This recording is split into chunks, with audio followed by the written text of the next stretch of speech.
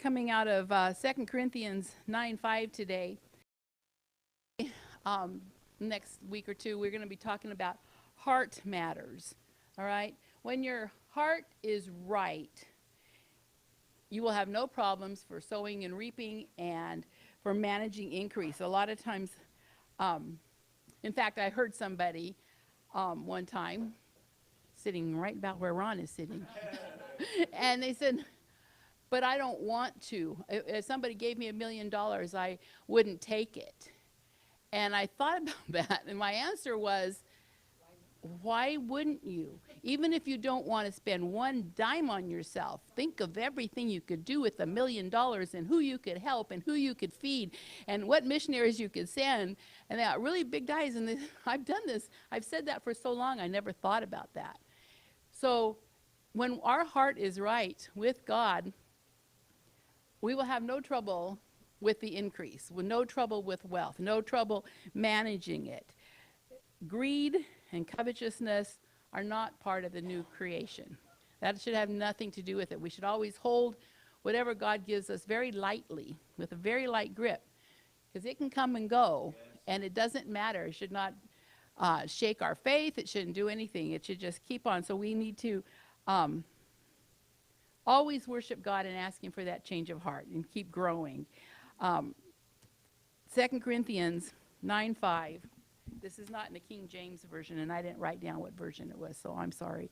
But it says, prepare your generous gift beforehand, which you had previously promised, that it may be ready as a matter of generosity and not as a grudging obligation. I think this is kind of a cool tip for us. Sometimes we feel coerced, especially if there's a special offering or something like that, which is not bad. If the Holy Spirit, if you have a check written for $100 and you're about to give it, and the Lord says, no, I want you to double that, do it. You need to obey. But also, if you find yourself feeling pressure, pray and prepare beforehand. Before you come into the church, prepare. Ask God, not just what you think, like not what you can afford. That's not the point. The point is, what does God want you to give?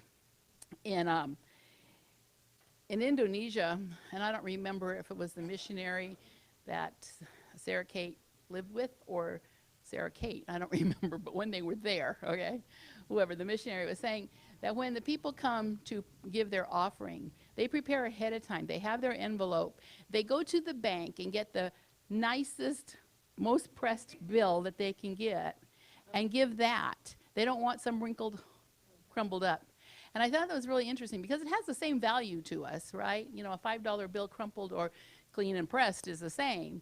But their point was they want to give God their very best. So they want to prepare ahead of time. So even the presentation of the value, they wanted the best. And I just loved that. I just thought that's a real good example of preparing your gift ahead of time.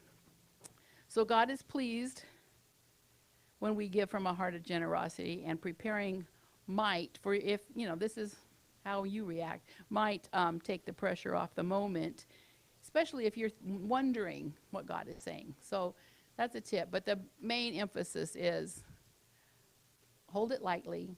Let God give you the increase so you can bring forth His kingdom. All right?